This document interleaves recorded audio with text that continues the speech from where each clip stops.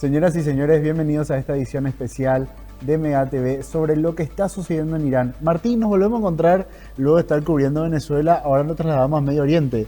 Así es, Domingo, como manda el periodismo, nos volvemos a encontrar en medio de una crisis global que ya lleva 2 semanas. Ahora estamos entrando en la tercera semana. A la tercera semana, claro, Sí. claro. Que comenzó ya el año pasado, por así decirlo, a inicio de diciembre. 28 de diciembre 28 de diciembre, aproximadamente. sí, sí. Y que está escalando y se está dando en medio de una fuerte censura de internet, de redes sociales, pero con información que llega a cuentagotas. Sí, ahí está. Dijiste lo importante. Información que llega a cuentagotas, mucha desinformación también y una protesta que arrancó siendo económica, pero ahora se suman distintos sectores de la sociedad.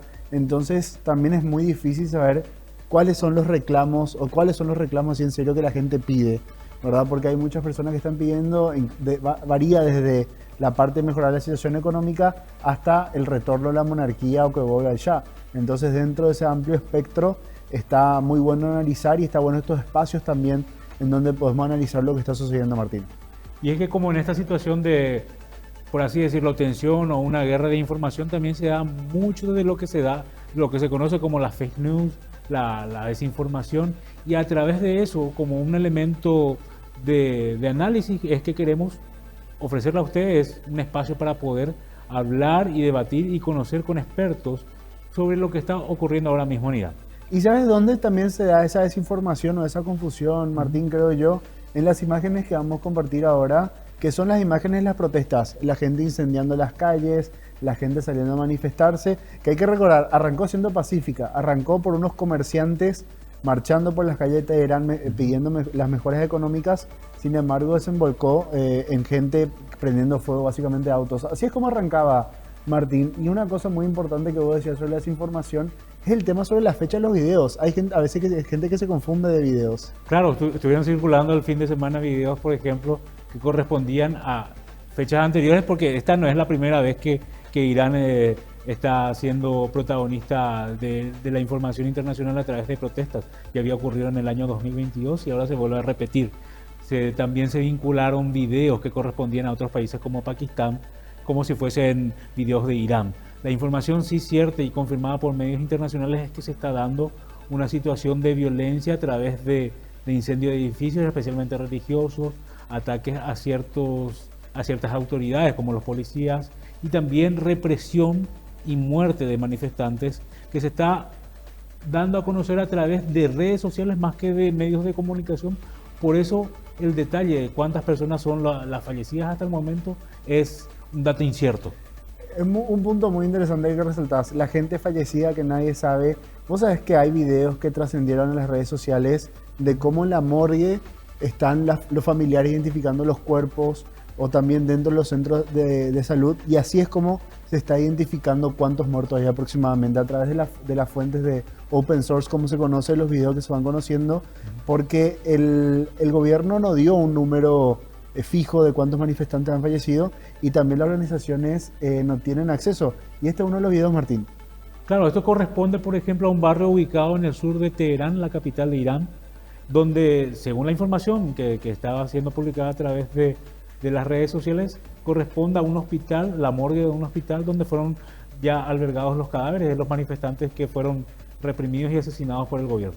¿Y sabes cómo la gente a veces identifica los números? Los checadores independientes, no hablo de las organizaciones de las ONGs, pero algunos también utilizan esta metodología, es que ven este tipo de videos y cuentan, dicen, bueno, acá vemos 30 bolsas, o sea, vemos 30 personas también fallecidas, entonces de acuerdo a ese número van sumando. Otro caso muy interesante era de un video que se mostraba la sala de espera. Y en la sala de espera, en la pantalla se veía que había 250 personas esperando hacer llamadas para entrar a la morgue.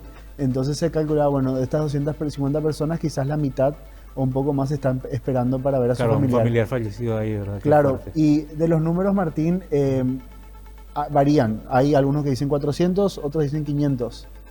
Bueno, pero también la información nos tiene que llevar al exterior, porque no solamente en Irán se están dando las manifestaciones, las protestas en el exterior, porque hay una gran diáspora de iraníes, ¿verdad? Por ejemplo, la manifestación que se estuvo dando en Londres, en la capital del Reino Unido, donde un manifestante entró a la embajada de Irán, bajó la bandera revolucionaria y cambió la bandera revolucionaria por la bandera de la monarquía. Esta imagen fue viral. Esta imagen que estamos viendo ahora, por ejemplo, corresponde también A Londres, esto es a Londres, claro, Londres, donde vemos imágenes de banderas de Israel, de Inglaterra, y una bandera que llama la atención es la bandera iraní, pero una bandera diferente, Domingo. Es la bandera iraní preislámica. A mí lo que me llama la atención es que haya banderas de Israel en esa manifestación, ¿verdad? Porque estamos hablando de una manifestación pro Irán, pero en el pro pueblo iraní. Hay que hacer esa distinción también. Una cosa es la manifestación pro Irán y otra cosa es pro el pueblo iraní. Y sobre el video que vos hablás de la persona que va a la embajada y baja la bandera, vos sabés que dentro de lo que es el derecho internacional, la policía local, o sea, la policía de Londres, tiene que encargarse de resguardar la embajada. Evidentemente no lo logró porque ese manifestante logró subirse y cambiar la bandera. ¿Y qué habrá pasado ahí entonces? ¿Qué habrá pasado? Claro, o sea, ¿por qué le permitieron? ¿Fue una cuestión deliberada o fue, No. fue un fallo de seguridad grave? Al tipo se le ve subiéndose y va y cambia Claro. la bandera. Cambia la bandera del régimen, o sea, del post-1979, cámbiala por la bandera Claro, sí. preislámica. Que es una bandera, la bandera para comentarles, ¿verdad? La bandera islámica de la revolución tiene la palabra Alá, ¿verdad? Tiene un símbolo diferente a la que tiene la bandera Claro, la 1979. preislámica tiene un león con un sable más hacia lo persa. Ahí está Claro. poniendo en pantalla cuando la agarra y cambia la bandera, como trepa hasta ahí también. Porque, claro, no entra, o sea, entra, pero no entra. O sea, están dentro de lo que es el edificio, pero no entra Sí, directamente. un fallo de seguridad, la verdad, Claro, que y bastante cambia importante. la bandera. Porque eso también es una cosa muy importante. Vos, por más que quizás estés en las antípodas de la delegación diplomática, uno por ley y por convenio tiene que dejar colgarle la bandera que ellos quieran. Entonces, por más que esa bandera te ofenda, tiene que estar sí o sí colgada.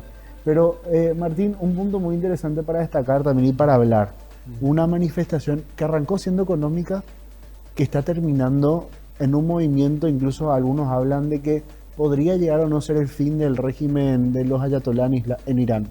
Claro, comenzó con una protesta de comerciantes, como habías bien dicho hace rato, que se fue extendiendo y se está replicando como las protestas de 2022, donde también se dieron protestas masivas en Irán tras la muerte de una joven, ¿verdad? Sí, ahí fue una protesta más religiosa, ¿verdad? Algo más por el corte autoritario del gobierno. En este caso, Martín, hay que recordar que Irán, uno, está fuertemente sancionado por lo que es el mundo, y luego de la guerra, los 12 días, también la parte de toda lo que era el aparato económico quedó fuertemente dañado, y lo que salían a reclamar los comerciantes también era la pérdida del valor, que en lo que fue el año 2025 la moneda iraní, que es el rial, perdió 60% su valor. Entonces una caída catastrófica que terminó también generando este tipo de situaciones.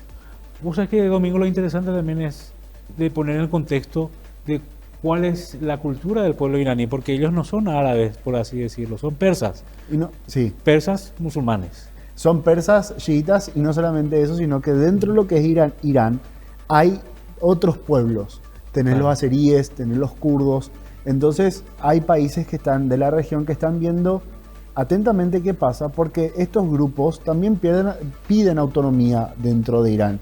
Entonces, que Irán le pueda llegar a otorgar autonomía a cierto grupo también puede generar un efecto derrame en otros países. Podríamos decir, por así decirlo, para hacer una analogía un poco burda, ¿verdad? Que es como España, ¿verdad? Una nación de naciones, ¿verdad? Con España con sus vascos, con catalanes, ¿verdad? Los castellanos.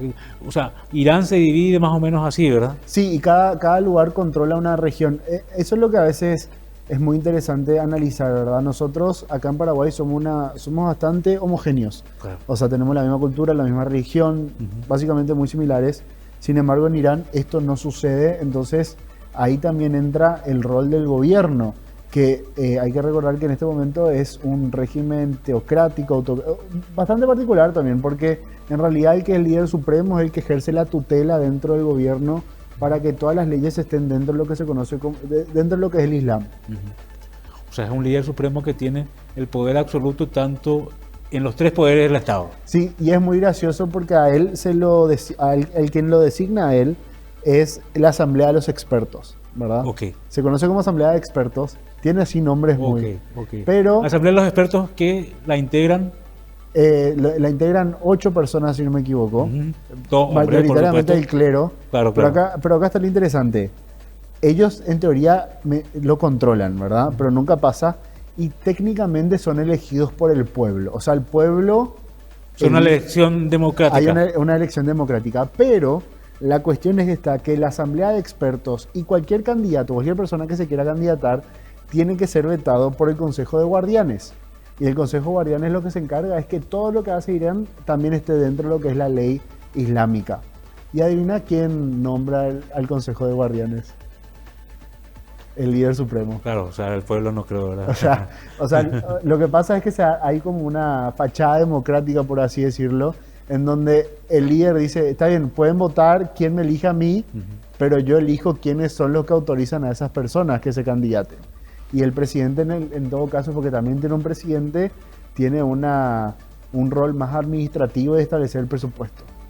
O sea, ni siquiera es como un jefe de Estado, o sea, No, es jefe administrativo. El que es jefe de Estado es el ayatolá. el ayatolá, sí. Tiene más representación diplomática, sí, pero el que se encarga de todo básicamente es el ayatolá. Incluso tiene la Guardia Revolucionaria Islámica, que es una fuerza paramilitar que responde directamente a él. Y en cuanto a su constitución, ¿cómo se establece eso, por ejemplo? Y tiene una constitución, pero la constitución que tiene respalda toda esta administración que estuvimos conversando. Tiene también un poder legislativo. Claro, una constitución fuertemente con contenido religioso, por así decirlo, Sí, ¿verdad? no solamente eso, sino que el Consejo de Guardianes también lo que se encarga es que toda ley que se sancione en la Cámara del Legislativo, que es unicameral, estén dentro de los preceptos del Islam y estén dentro de la Constitución.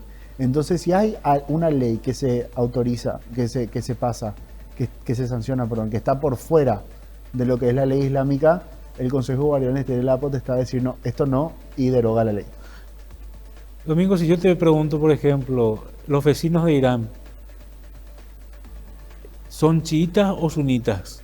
¿Qué me respondería? No, son sunitas. Ahí Son está. sunitas. Dentro de lo que es la religión islámica, 90% de la población son sunitas, 10% restante es chiita, y la mayoría del pueblo shia está en Irán. Que muchas veces se diferencia por la cuestión ritual más que todo, Sí. ¿verdad? Y no tanta en la profundidad de sus Ciertas leyes cuestiones- religiosas, Hay ¿verdad? ciertas cuestiones del ritual, y también lo principal es la sucesión de Muhammad, Claro. de quién es el profeta y quién sería el sucesor del profeta, generó este problema. Pero Martín, también hay muchas protestas alrededor del mundo, como estuvimos viendo, y pasó algo en Los Ángeles, que era que había gente manifestándose y un camión embestió contra los manifestantes.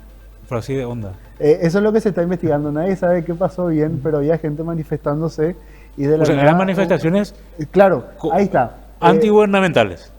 Claro, pro pueblo iraní. Claro, claro. La mayoría de las imágenes que estos días se popularizaron también eran de otros países, porque hay que recordar que en Irán en este momento el internet está bloqueado. Hay un bloqueo al internet, y ese podemos ver el camión que estaba pasando por los manifestantes. Un herido solamente, pero menos mal. leve.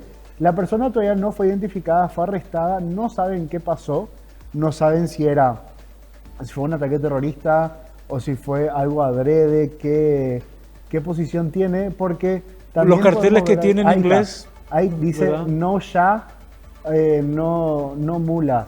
Y a lo que se refiere es que rechazan también la vuelta del Shah, porque el Shah, el que era monarca en Irán antes de la Revolución Islámica, ¿viste?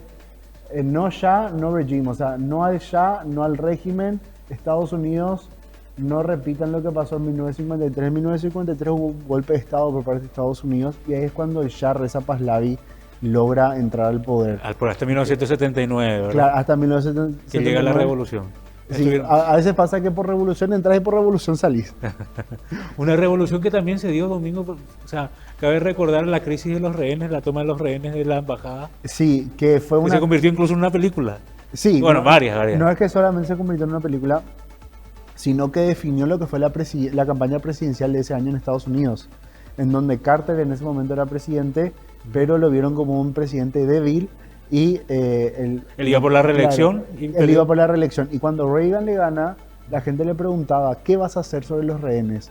Y él dijo, los iraníes ya van a ver lo que voy a hacer, a modo de amenaza. Ya van a ver lo que voy a hacer, ya van a ver. Él asumió la presidencia y dos semanas después ya, ya se liberaron los rehenes aproximadamente. Pero Martín, ¿sabes también que es muy importante conversar con expertos? Asimismo, domingo, de la vuelta del corte, tendríamos que estar invitando a más gente para que se una a nosotros en este especial de la Mega. Una pausa y a la vuelta conversamos con el doctor Said Chaya, experto en Medio Oriente.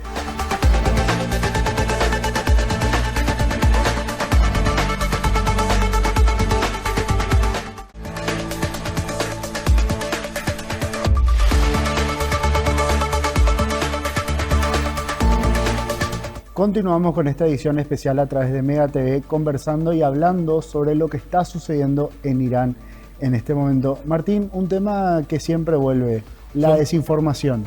Claro, son días de tensión en Irán y la verdad que la información que llega a nosotros a cuentagotas, así es que es muy difícil poder diferenciar de lo que es real y lo que es mentira, lo que está ocurriendo en ese país ahora mismo. Por eso es muy importante hablar con gente calificada, expertos en estas áreas, y por eso ahora vamos a conversar vía Zoom con el doctor Said Chaya, director de la carrera de Ciencia Política y Relaciones Internacionales y del Núcleo de Estudios de Medio Oriente de la Universidad Austral. Said, muchas gracias por estar compartiendo con nosotros el día de hoy. Por favor, muchas gracias por la invitación. Domingo, Martín, ¿cómo están? Buenas tardes. Said, para arrancar, ¿cómo uno tiene que entender o mirar a Irán? Porque nosotros a veces cometemos el error de Occidente de mirar a esos países del Medio Oriente, en este caso a Irán, de nuestras propias preconcepciones o de nuestra propia cultura. Entonces, ¿cómo uno tiene que mirar a Irán? Mira, es una muy buena pregunta. Primero, es muy importante, digamos, entender que estas protestas que están teniendo lugar en Irán no son protestas teledirigidas, ¿no? Desde Occidente, ¿no? Sino que en realidad hay una realidad muy rica en Irán, una sociedad informada, politizada, movilizada, que no está marchando en contra de los valores religiosos, sino de alguna manera protestando en contra del gobierno que además, digamos, en Occidente representa de alguna manera como esta suerte de teocracia, como se la suele llamar, pero en realidad tiene un sistema político mucho más complejo y mucho más rico. Es decir, nos estamos enfrentando a un país milenario, una historia milenaria, con una identidad nacional muy fuerte y una vocación religiosa muy arraigada que forma parte de su identidad nacional, ¿no? Said, ¿y qué diferencia vos ves entre las manifestaciones que se están dando ahora con las que ya ocurrieron en el año 2022, mejor dicho? Estas manifestaciones son herederas de ese movimentismo que se dio en el año 2022, ¿sí? Es decir, es posible establecer una serie de continuidades desde lo que comenzó en el año 2002 con la muerte de Mahsa Amini, se acordarán, ¿no? Con la muerte de Mahsa Amini, una joven que fue encontrada con el velo mal puesto, fue denunciada, murió por un abuso policial, una joven que tenía 20 poquitos años, ¿no? Y eso llevó primero a las mujeres y luego al resto de la población a la calle, que no estaban protestando simplemente por el derecho de las mujeres, sino por una cuestión mucho más amplia, como es la fuerte crisis económica que se da actualmente en Irán, un país donde el desempleo está creciendo, la inflación está creciendo fuertemente, el control del Estado sobre la economía está creciendo fuertemente también, y también un malestar muy fuerte junto con el malestar social y el malestar económico, un malestar muy fuerte en lo político, ¿no? Donde las tensiones se dejan ver en función de que desde el 2022 para acá, la estrategia que ha usado el gobierno central de Teherán para poder controlar estas protestas ha sido la represión. Por ahora le ha funcionado, es decir, se ha establecido como un statu quo. Fíjate que durante un tiempo no hemos escuchado hablar de estas protestas, pero en realidad es posible establecer una continuidad entre las protestas de 2022 y estas, ¿no? ¿Qué diferencia hay? Más o menos la dinámica es muy similar, pero bueno, ahora el poder de Irán, el poder que Irán demuestra a nivel regional y global, después de lo que sucedió en la guerra de Gaza, es menor al que podía demostrar internamente en el año 2022 Por lo tanto, se encuentra en una posición quizá un poco más vulnerable de cara a la población. Claro, y sobre esa vulnerabilidad, ¿cómo quedó el régimen luego de la guerra de los 12 días? Porque varios papers o incluso analistas lo que dicen es que esa vulnerabilidad hay que entenderla por la eliminación de la cúpula que hubo en esa guerra, en ese enfrentamiento entre Israel e Irán. Claramente, Irán jugaba hasta ese momento un rol central proyectando su poder en toda la región. Y lo que sucedió fue que primero su archienemigo regional, digámoslo así, Israel, logró interceptar objetivos dentro del propio territorio iraní. No nos olvidemos de la muerte de Ismail Haniyeh, uno de los líderes de Hamas, en la ciudad de Teherán. Fue ejecutado por el Mossad en la ciudad de Teherán, este cuadro central de Hamas. Luego la muerte de Hassan Nasrallah y el virtual desmantelamiento que está sufriendo Hezbollah en el sur del Líbano. Junto con eso, el hecho que no está directamente vinculado a la guerra de Gaza, pero que sí, de alguna manera, está conectado a este malestar regional que se está viviendo, que ha sido la caída en diciembre de 2024 del gobierno de Siria, de Bashar al-Assad, un gobierno con el que Teherán tenía más de 20 años de relación estratégica, por lo menos, ¿no? Entonces, bien, todo esto ha derivado en que Irán ya no puede demostrar hacia adentro esos beneficios del poder regional que en algún momento pudo proyectar. Y esto, sin lugar a dudas, es un punto a tener en cuenta. Ahora, ¿es esto lo único que está determinando el éxito o la caída, digamos, de estas protestas? No, es importante entender estos factores que mencioné antes, que es la debilidad económica del país en una crisis muy fuerte que está atravesando en este momento, la ruptura del contrato político entre, de alguna manera, los partidos y el establishment clerical, y por otro lado toda la cuestión social derivada de la muerte de Mahsa Amini en un contexto de fuerte represión, ¿no? Es importante también tener en cuenta el factor doméstico, que es esencialmente el que está perfilando estas protestas, junto con esa debilidad regional que también incide. Se podría decir también, doctor Said, que las sanciones impuestas a Irán y la presión internacional a través de la economía están generando indirectamente estas protestas, o es algo totalmente fuera de contexto de esta presión. No, claramente, digamos, lo que hacen, a ver, estas sanciones de Naciones Unidas, Europa y Estados Unidos, lo que hace es generar una fuerte presión social. O sea, digamos, acá el problema es que Irán no tiene a dónde ubicar legalmente sus ventas de crudo, ¿se entiende? Son muy pocos los socios que se animan a comprarle crudo a Irán sin que esto implique una sanción por parte de Naciones Unidas, Estados Unidos o algunos países de Europa que han implementado estas sanciones. Y Said, esto hace que... sí. No, te escucho. Esto hace que el Estado tenga que tener un control mucho más próximo de lo que sucede en la economía, y lo que antes era una suerte de estado de bienestar, donde el Estado financiaba, subsidiaba varios sectores, esos subsidios se han ido cortando. De hecho, uno de los motivos que ha llevado al recalentamiento de estas protestas es que hace 10 días hubo un anuncio de un fuerte recorte de los subsidios en la nafta, y esto derivó en las protestas que estamos viendo actualmente, en el recalentamiento de las protestas que ya vienen de 2022. ¿Y cuál es la relación que hay entre el clero y los partidos políticos, y específicamente qué influencia tiene el clero en el gobierno de Irán? Porque está el Consejo de Guardianes, si no me equivoco, que de alguna manera se encargan de que todo lo que se legisle esté dentro de los preceptos del Islam. Entonces hay una fuerte presencia religiosa en todo lo que es la administración del gobierno.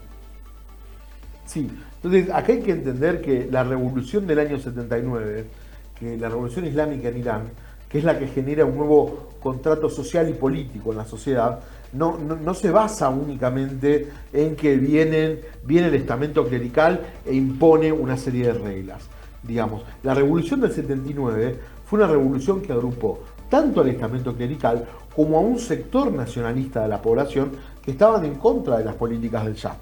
Lo que se acuerda en ese contrato, lo que Khomeini articula en ese contrato, es que mientras la justicia y la supervisión del poder religioso quedaba en manos de los clérigos, ¿sí?, el poder popular, el poder político, el poder partidario, por ejemplo, en el Consejo de Ministros, en el Parlamento, en la administración local, iba a quedar en manos de ciudadanos comunes, digamos, que militaban en diferentes partidos, ¿sí? Entonces, lo que se ha roto aquí es que por primera vez en mucho tiempo estamos viendo desde la elección de Ebrahim Raisi en el 2021 para acá una injerencia cada vez mayor del estamento clerical en lo que son los diferentes poderes políticos, digamos, como el Parlamento y el Consejo de Ministros. Ello derivó en el declive de la participación ciudadana en los últimos 10 años, lo que manifiesta un rechazo a participar en, no sé, en las elecciones legislativas, en las elecciones ejecutivas, como una manera de criticar la creciente injerencia del poder religioso en los asuntos del poder político. Pero esto no era así desde el comienzo. Desde el comienzo estaba muy claro que la justicia quedaba de alguna manera en manos del grupo clerical, mientras que el Parlamento y los ministerios iban a tener su autonomía frente a ese poder religioso, ¿sí? Entonces acá lo que pasa es esa toma del poder por parte de los clérigos está siendo rechazada por la población. Esto no implica, digamos, un rechazo a los valores religiosos, sino a la creciente invasión que se percibe, ¿no?, de un lado a otro y la ruptura de ese contrato, ¿no?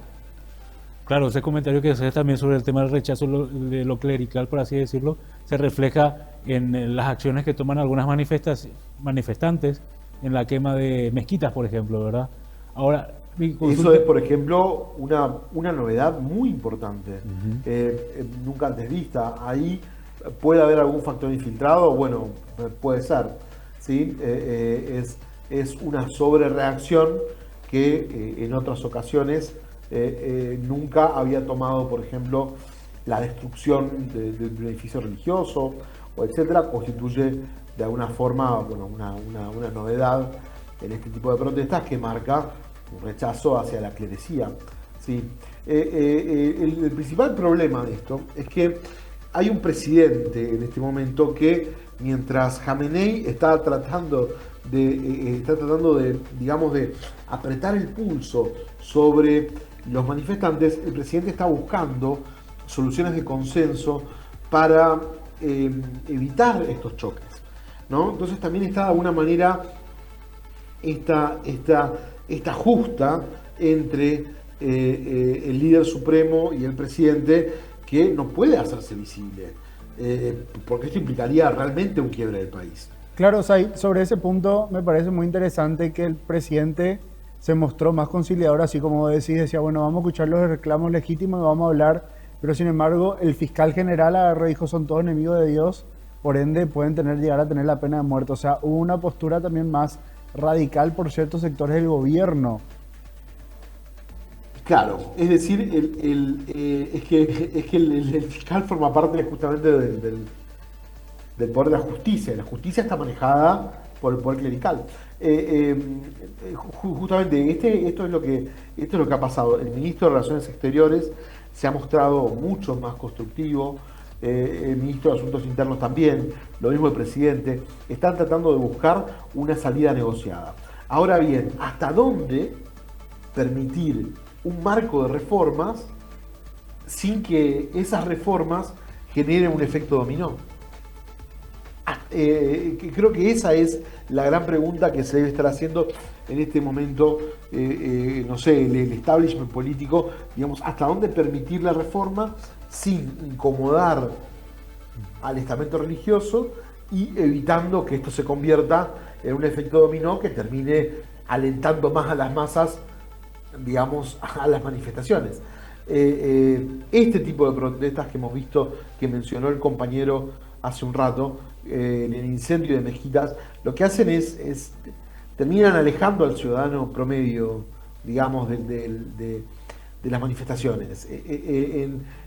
Tampoco hay una cara visible de las manifestaciones que nos permitan pensar que son un todo coordinado por ahora, ¿no? Y ese es otro punto débil. No hay un ente coordinador de la lucha que nos permita ver un rostro o un grupo de rostros que digan estos van a ser los factores de cambio en Irán, ¿no? Por eso vemos como algunos, de una manera ilusa, algunos funcionarios extranjeros estadounidenses están intentando popularizar la imagen del príncipe heredero que fue destituido en el año 79, que no sé si vive en Estados Unidos o en Canadá, como un posible articulador del nuevo Irán. La verdad es que no, es una figura que genera mucho rechazo, la figura de una posible restauración monárquica en Irán.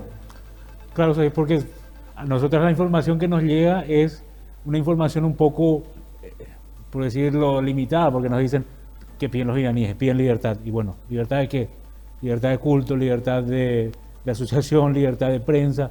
¿Qué es lo que están pidiendo? O sea, a ese punto voy. ¿Cuál sería entonces el pedido puntual de estas manifestaciones? Si es que se podría englobar en algunos ítems, por ejemplo. Sí, no, como te decía, en las manifestaciones no hay una única bandera, ¿no? Pero sí podemos decir que algunas de las demandas van por el lado de, bueno, mejorar, articular mejor, dar mayor libertad a la participación del aparato político frente al control que intenta ejercer el poder clerical sobre el poder político, especialmente en los últimos años, ¿no? Toda la demanda en torno a los derechos de las mujeres. Ahora, por ejemplo, no sé, no hay una ley en Irán que impida que la mujer sea presidente, que una mujer sea presidente, ¿sí? No hay una ley que lo impida. Sin embargo, debido a una interpretación caprichosa que hacen algunos tribunales, estos tribunales no le permiten a las mujeres acceder a las candidaturas, a la candidatura presidencial, por ejemplo, ¿no? Bueno, estas son otro tipo de manifestaciones, o la misma existencia de la policía de esta llamada policía de la moral, que no es un invento nuevo, digamos, es una institución que existía ya en las primeras sociedades islámicas, pero con un rol totalmente distinto, digamos, al que podemos ver que distaba del rol de la denuncia y de la represión como estamos viendo ahora. Y por supuesto, una necesidad urgente de reformar el sistema económico para justamente poder no solamente mejorar los salarios, mejorar la exclusión del empleo, poder, digamos, de alguna manera darle mayor control a la población de lo que se vende y cómo se vende y de qué manera se comercializa, donde hay una suerte de control muy férreo sobre la cuestión económica, ¿no?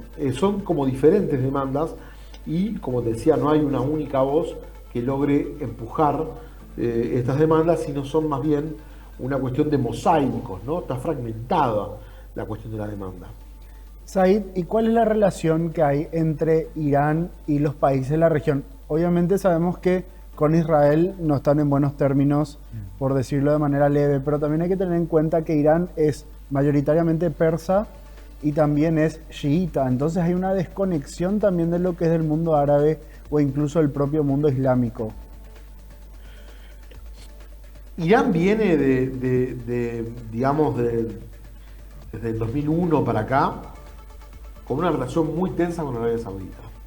Esa relación se reencauzó en marzo de 2023 en función de las gestiones que llevó adelante el gobierno de Beijing para acercar a las partes. Y esto implicó el restablecimiento de las relaciones diplomáticas entre ambos grupos, entre el gobierno de Riad y el gobierno de Teherán. hoy las relaciones a ambos lados del Golfo, no digamos que son óptimas, pero son buenas, son cordiales, ¿sí? Mucho más en función de este compromiso, digamos, que está tratando de tomar Irán, que es bajarle el tono a la cuestión de Yemen. Como lo hemos visto, se han producido algunos avances en Yemen en los últimos meses, destinados a, bueno, el desarme de ciertos grupos, etcétera, ¿no? Una suerte de arreglos con Arabia Saudita, el compromiso de no atacar algunos barcos también. Entonces, esto ha mejorado la inserción de Irán en la región.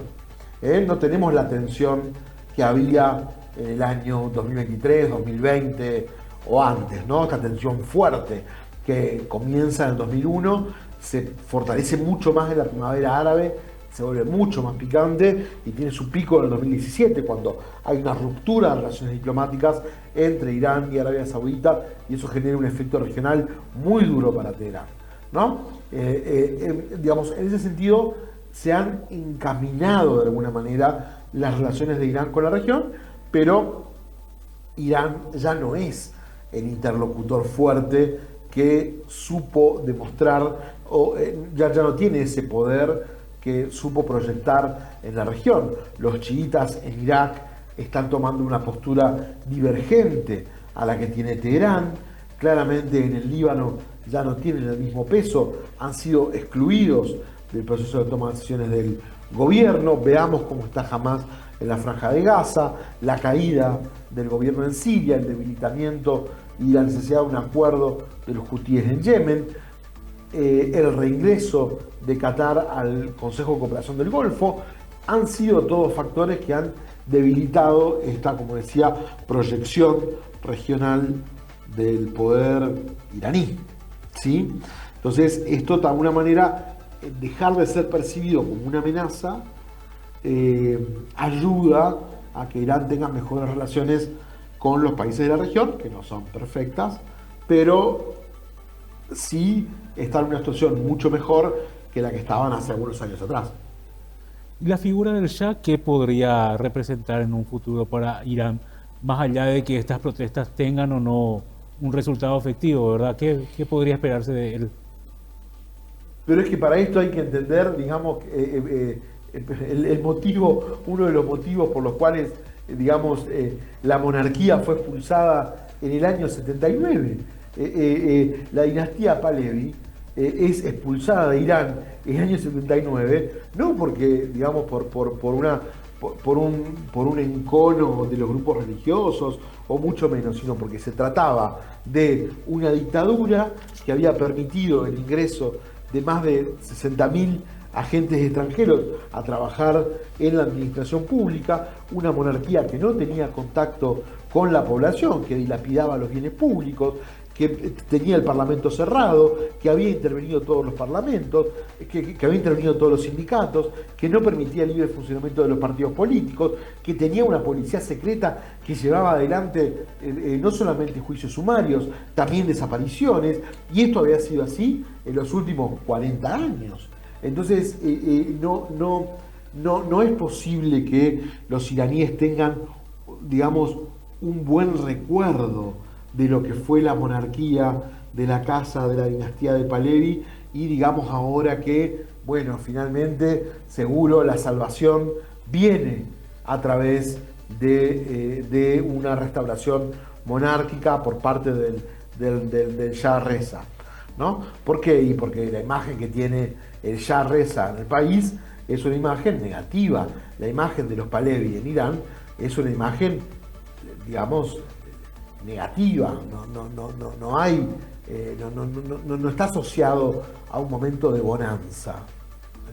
¿Y qué rol puede llegar a tener, no qué rol puede llegar a tener, sino qué rol tiene Estados Unidos en este momento? Porque muchos hablan, debido también a los mensajes que ha publicado Donald Trump, diciendo que apoya al pueblo iraní y todo eso, ¿qué injerencia puede llegar a tener Estados Unidos en la región? Porque hay que reconocer que Irán, si bien está debilitado luego de la guerra de los 12 días, es mucho más poderoso de lo que es Venezuela, por ejemplo. Sí, acá es importante también tener en cuenta de que el pueblo iraní no es un pueblo pasivo esperando los comandos que le llegan a nivel internacional. Estamos hablando de una nación que tiene, no sé, 3.000, 4.000 años de historia, con un fuerte sentido nacionalista, y estas protestas tienen mucho que ver con el escenario doméstico. Es decir, acá no hay un efecto Trump. La gente no sale a la calle porque Donald Trump los convoca.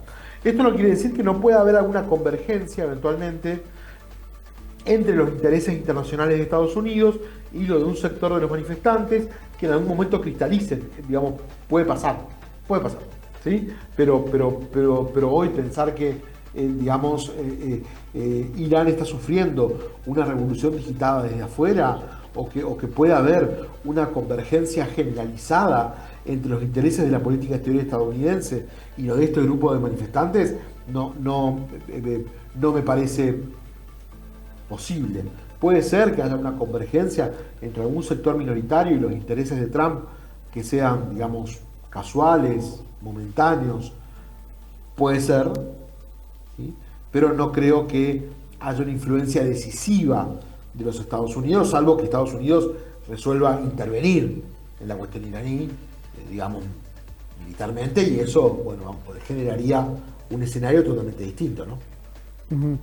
Said, te agradecemos mucho tu presencia con nosotros el día de hoy. La verdad que este debate, esta conversación que tuvimos genera más información y sí, más información sobre lo que está pasando en este momento en Irán, también principalmente por lo que habíamos hablado sobre la desinformación que está generando todo esto. Bueno, muchas gracias a los dos, a Domingo, Martín, muchas gracias y quedo a disposición, ¿eh? Saludos. Gracias, Said. El doctor Said Chaya, experto en Medio Oriente, conversando con nosotros, Martín. La verdad es que es súper interesante su postura, su visión y el conocimiento que tiene sobre Medio Oriente, ¿verdad? Nos quedamos con algunas preguntas, con ganas de seguir preguntando para poder debatir y conocer más sobre esta situación que está ocurriendo ahora en Medio Oriente. Lo que dijo fue sobre la pregunta que le hiciste vos, que le sorprendió el tema de la quema de las mezquitas, algo que nunca se había visto antes y que también hay que analizar, uno, si puede llegar a ser un infiltrado o no, ¿verdad? Que es una teoría que se maneja, pero también ese hartazgo que se puede llegar a producir hacia el clero. Claro, vos sabés que me faltó preguntarle si es que podría atribuirse a infiltrados, porque según la BBC de Persa, había reportado que por lo menos 25 mezquitas estaban siendo víctimas de ataques, ¿verdad? Y es algo que recuerda mucho también a lo que fue la Guerra Civil Española, ¿verdad? En 1936, que también empezaron a quemar iglesias, pero después se desató ya una situación muy incontrolable que llevó a la guerra civil y lo que podría depararla ahora a Irán en el futuro después de estas protestas, ¿verdad? Y sí, la verdad que queda mucho todavía por ver, falta mucho también que decidir qué va a pasar con Irán, no solamente lo que decide el pueblo finalmente o el gobierno iraní, sino también la posible o no intervención de Estados Unidos, que hay que ver finalmente qué termina pasando. Pero tenemos que establecer una pausa, Martín. Así es, Domingo, volvemos enseguida con más información.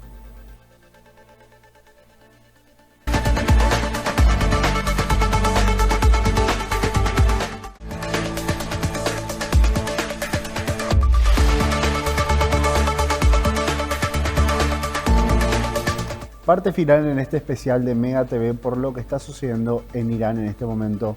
Martín, yo me quedo con algo de la última conversación que tuvimos con el doctor Said Chaya. Hay que analizar Irán no con los ojos de Occidente, sino también tener en cuenta lo que es la cultura y lo que es la civilización persa, una civilización de 4.000 años de historia.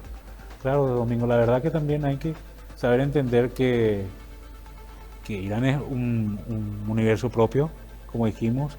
Existe la desinformación tanto desde el lado gubernamental como del lado, digamos, de intereses externos, ¿verdad? Entonces, por eso amerita que tengamos puestos nuestros ojos en Irán en estos días y esperemos a ver cómo se resuelve este conflicto que se está desarrollando ahora en Medio Oriente. Y también Donald Trump, que ha hablado de este tema, pero no ha presentado un plan concreto que va a estar conversando estos días con sus asesores y que finalmente vamos a ver qué pasa, porque también muchas de las personas que están manifestándose, o por lo menos un sector, espera que Estados Unidos venga a ayudar. Vos sabés que a mí me parece muy legítimo que el pueblo se manifieste, que la gente se manifieste, claro, es una obviedad de eso, ¿verdad? Pero a mí lo que me preocupa es lo que podría venir después si es que se toman malas decisiones desde el exterior. Suponete, o sea, es muy poco probable que caiga el régimen, sino que se den algunas reformas por el potencial que podría tener Irán, pero las consecuencias que podrían tener el que acabar con un régimen en la región me da miedo a volver a la misma crisis que sucedió con Siria, por ejemplo. O también que Estados Unidos decida hacer algo, pero que el pueblo lo tome para mal. Entonces también el gobierno agarra y diga, vieron que era Estados Unidos el enemigo, nosotros les protegíamos, tienen que hacernos caso a nosotros. Entonces, que sea un efecto boomerang, por claro, así decirlo, ¿verdad? Que vuelva al nacionalismo en lugar de haber una reforma sustancial, ¿verdad? Un nacionalismo fuerte y encima religioso. Claro, porque también la pregunta es, Estados Unidos, si decide, por ejemplo, bombardear, ¿qué va a suceder? O también si decide hacer algo más simbólico, los manifestantes se pueden sentir desilusionados y irse a sus casas, y también no solamente irse a sus casas, sino también ahora inicia el arduo proceso de buscar a los seres queridos que han caído prisioneros o que han fallecido en todo este proceso. Una reflexión nada más que final también, Domingo, es que todo esto lo que me deja a mí es que están haciendo un nuevo orden mundial. Definitivamente se están moviendo las piezas y hay que ver qué jugada hacen las grandes potencias, ¿verdad? Nosotros aquí en nuestro rinconcito vamos a estar mirando, ¿verdad? Pero bueno, o sea, y hay gente que sufre detrás de esto, lastimosamente. Así es, dentro de todo lo que importa es la dignidad de la persona humana. Martín, la verdad que agradezco mucho tu participación con nosotros el día de hoy, también a todo el equipo de producción, a la Mega Cadena, Mega TV, también por confiarnos esta labor. Y parece que ya formamos dupla lo digo para siempre, ¿verdad? Porque cada vez que hay un conflicto internacional, pero yo creo que se van a venir más, ¿eh? Sí. Se vienen días difíciles y yo creo que van a seguir viéndonos, por lo menos así compartiendo con la audiencia en estos días también algún análisis. La verdad que esperemos que no, pero bueno, es lo que parece que se va a venir. Y por eso está bueno estos espacios donde conversamos también con expertos. Martín, muchas gracias. A vos, Domingo. A la audiencia también muchas gracias por acompañarnos en esta edición especial. Hasta que nos volvamos a encontrar.